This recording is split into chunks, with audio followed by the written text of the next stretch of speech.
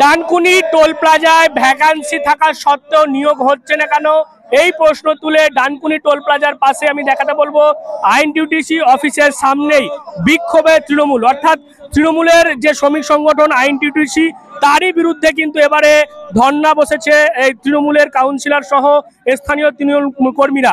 গতকালই ফলাফল বেরিয়েছে এবং সেখানে ব্যাপক হারে কিন্তু জয়ী লাভ করেছে তৃণমূলের প্রার্থী কল্যাণ বন্দ্যোপাধ্যায়, এবং তার পরের দিনই কিন্তু এই অবস্থান বিক্ষোভ নিয়ে একটা রাজনৈতিক চাপরত শুরু হয়েছে।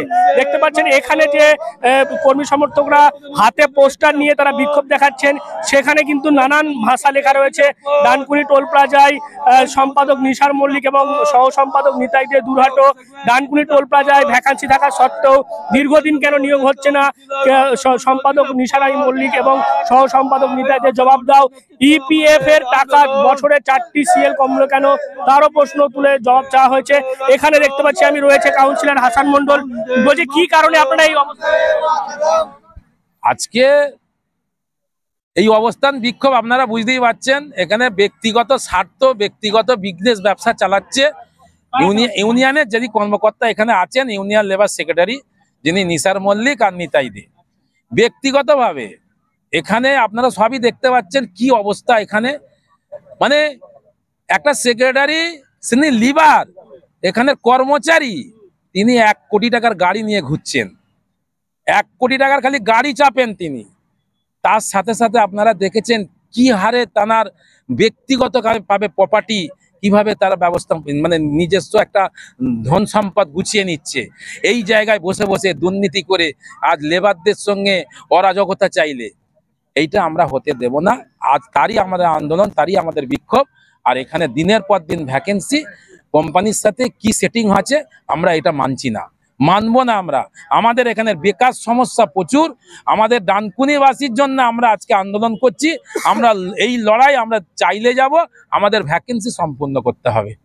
আপনারা তো দেখছি মানে কালকে ফলাফল সেখানে আপনাদের ওয়ার্ডে ব্যাপক লিডও হয়েছে। আমার ওয়ার্ডে 1998 সাল থেকে হাসান মন্ডল আজ পর্যন্ত কোনোদিন 1 ভোটে হারেনি। বছরে 5টা ভোট, 3টে ভোট হয়, লোকসভা, বিধানসভা, পৌরসভা অথবা পঞ্চায়েত। আজ পর্যন্ত 1998 সাল থেকে আমি বহু সিপিএম এর হাতে আক্রমণ হয়েছি, বহু মারধর খেয়েছি, ধাক্কা খেয়েছি।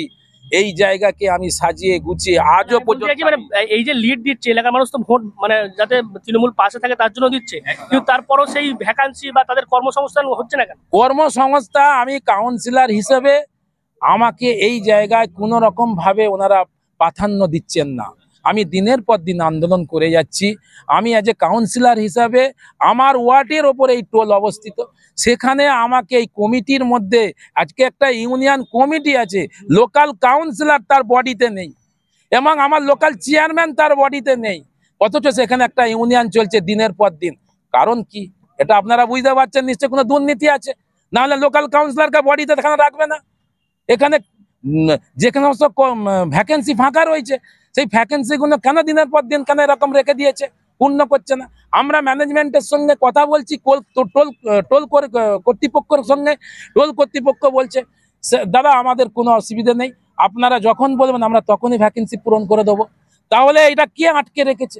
তাহলে আমরা ভাববো এটাই যে আমাদের ইউনিয়নের যারা এখানে কর্মকর্তা আছে, নিসার মল্লিক এবং নিতাই দে, এই দুজনের এটা হচ্ছে কাণ্ডকর্ম।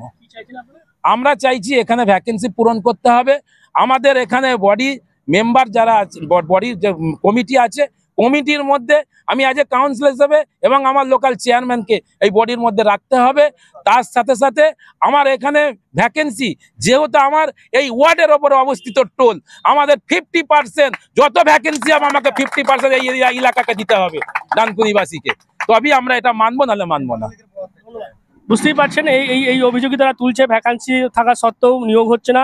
এখানে অনেককে বসিয়েও দেওয়া হয়েছে, যেমনটা তারা অভিযোগ করছে যে যারা এই ইউনিয়নের বিরুদ্ধে বা কোনো রকম বিদ্রোহাচরণ করছে তখন তাদেরকে বসিয়ে দেওয়া হচ্ছে। বলছি শুনলাম আপনাকেও বসিয়ে দেওয়া হচ্ছে। হ্যাঁ, আমি আজ 1 বছর ধরে বসে আছি। আমার একটু বাড়ি সমস্যায় আমি বলেছিলাম, সেক্রেটারিকে জানিয়েছিলাম, কোম্পানিকেও জানিয়েছিলাম যে আমার শরীর অসুস্থ, আমি 3-4 মাস আসতে পারবো না। একটা ডাক্তারি সার্টিফিকেট এমনি দেখিয়েছিলাম।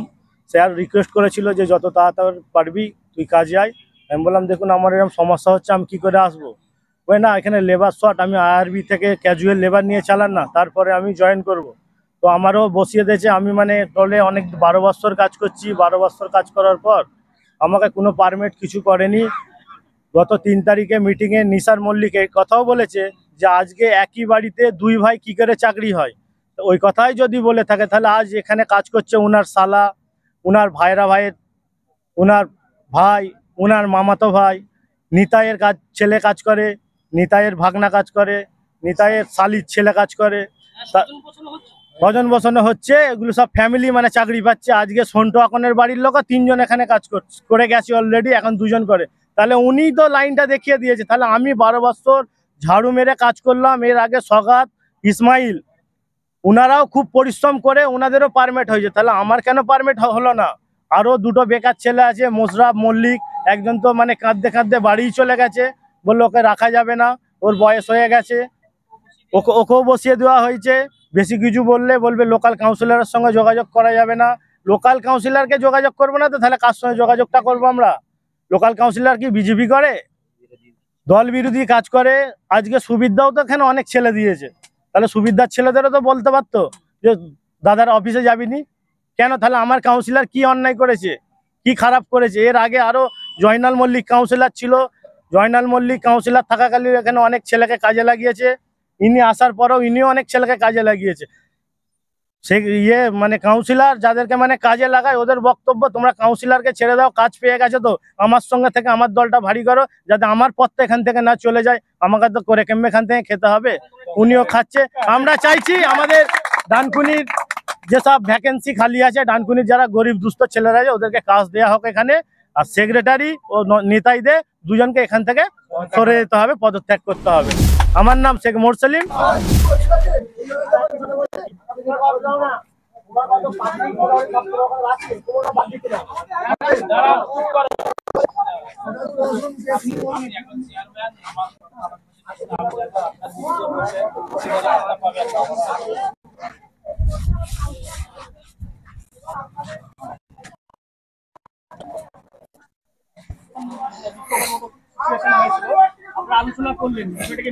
হ্যাঁ, মিটে গেছে। আমাদের কাউন্সিলর হাসান আছে, গতকালই এই ওয়ার্ড থেকে আমাদের বিপুল লিড হয়েছে। সুতরাং এখানে হাসান এসেছিল, স্থানীয় কিছু মানুষ তাকে চাকরি বাকরির জন্য টোলে ধরেছিল। কিছু ভ্যাকেন্সির ব্যাপারে আলোচনা চলছে। যদি কর্তৃপক্ষ কিছু ভ্যাকেন্সির ব্যবস্থা করে তাহলে আমরা আবার বসবো, দিন 7-10 মধ্যে বসে এগুলো প্রবলেম সলভ হয়ে যাবে, কোনো অসুবিধা নেই। খুব শান্তিপূর্ণ পরিবেশে আমাদের মধ্যে আলোচনা হয়েছে।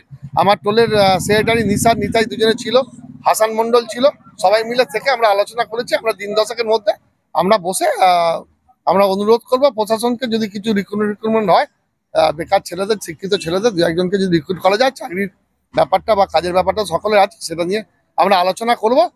সেটা আজকে খুব শান্তিপূর্ণভাবে হাসান মন্ডলের সাথে আলোচনা হয়েছে এবং সে লোকাল কাউন্সিলর হিসাবে এসেছিল স্থানীয় মানুষের দাবি দাবা নিয়ে। নিশ্চয়ই হয়েছে। আমরা কর্তৃপক্ষকে বলবো যে কিছু ভ্যাকেন্সির ব্যাপারে চিন্তা ভাবনা করতে, এবং এগুলো নিয়ে আমরা 10 দিন মধ্যে আমরা পুঙ্খানুপুঙ্খভাবে আলোচনা বসছি, কোনো অসুবিধা নেই। না না না, এরকম কোনো ব্যাপার নেই। বিষয়টা হচ্ছে ভুল বোঝাবুঝি একটা জায়গায় কোনো জায়গায় থাকে ব্যাপার, কারণ ইউনিয়ন ট্রেড ইউনিয়নের যে ব্যাপারটা থাকে, সেই ট্রেড ইউনিয়নের মধ্যে তার ব্যাপারটা থাকে। দল সবকিছু অবজার্ভ করে দেখে এবং কোনোটাই দলের ঊর্ধ্বে নয়। দল এখানে এখন জানেন দল অনেক শক্তিশালী জায়গায় আমাদের আছে। দল সবকিছু পর্যবেক্ষণ করছে। যারা ট্রেড ইউনিয়ন তারা ট্রেড ইউনিয়ন দেখছে, যারা জেনারেল তারা জেনারেল, যুব, মাদার, ছাত্র সংগঠন বিভিন্ন রকম আছে। সুতরাং মেন যে ব্যাপারটা নিয়ে এসেছিল যে স্থানীয় কিছু মানুষের কর্মসংস্থানের ব্যাপারটা, এইটা আজকে আলোচনা হয়েছে। দিন 10 মধ্যে আমরা দেখবো। আমি ম্যানেজমেন্টকে অনুরোধ করবো, এরকম একটা জায়গা খুব শান্তিপূর্ণ আলোচনা হয়েছে সবাইকে। না না, আমাদের সামনে এরকম কোনো আলোচনা করা হয় না। না না, এরকম কথা আমার সামনে কেউ বলে না। ওদের যেটুকু আমার দাবি ছিল, লোকাল কিছু ছেলে রিক্রুটমেন্টের ব্যাপারটা ছিল, এর বাইরে তারা কোনো কথা বলেনি। এসব কোনো কথা নেই। সবাই দলের ছেলে, সবাই মমতা বন্দ্যোপাধ্যায় নামে জয়ধ্বনি দিচ্ছে, সবাই একসঙ্গে বেরিয়ে গেছে, কোনো অসুবিধা নেই। একেবারে সম্পাদক এবং সহ সম্পাদকের অপসারণের দাবিতে এবং এখানে ভ্যাকান্সি থাকা সত্ত্বেও নিয়োগ হচ্ছে না, এই দাবি তুলেই কিন্তু এই মুহূর্তে বিক্ষোভ দেখানো হচ্ছে আইএনটিইউসি অফিস তার সামনে। অন্যদিকে খবর পেয়ে এই মুহূর্তে দেখতে পাচ্ছি ডানকুনি থানার পুলিশও এসছে, তারাও বোঝানোর চেষ্টা করছে যে এই অবস্থান বিক্ষোভ দীর্ঘক্ষণ করা যাবে না, সেটাই কিন্তু বারবার পুলিশ প্রশাসনের পক্ষ থেকে বোঝানোর চেষ্টা হচ্ছে। এবং আমরা দেখতে পাচ্ছি যে কাউন্সিলর এবং স্থানীয় যারা তৃণমূল কর্মী সমর্থক তারাই কিন্তু অবস্থান বিক্ষোভ করছে তৃণমূলেরই শ্রমিক সংগঠন আইএনটিইউসি তার বিরুদ্ধে। অর্থাৎ গতকাল ফলাফল বেরিয়েছে, তারপর আজকেই কিন্তু ডানকুনিতে তৃণমূলের শ্রমিক সংগঠন ভার্সাস তৃণমূল কংগ্রেসের কাউন্সিলরের নেতৃত্বে তৃণমূল কর্মীরা তারা কিন্তু অবস্থান বিক্ষোভ করছে ডানকুনি টোল প্লাজার পাশে এই আইএনটিইউসি অফিসের সামনে। দাবি যে ভ্যাকান্সি রয়েছে সেই ভ্যাকান্সি পূরণ করতে হবে এবং এই দুর্নীতির সঙ্গে যারা যুক্ত রয়েছে তাদেরকে অপসারণ করতে হবে, না হলে এই অবস্থান বিক্ষোভ চলবে। আপনারা কি বলবেন এই বিষয় নিয়ে অবশ্যই কমেন্ট করেন কমেন্ট বক্সে। এরকম আরো খবর পেতে নজর রাখবেন ডিএনএন বাংলায়। ডিএনএন বাংলা সবার মনে সবার ফোনে।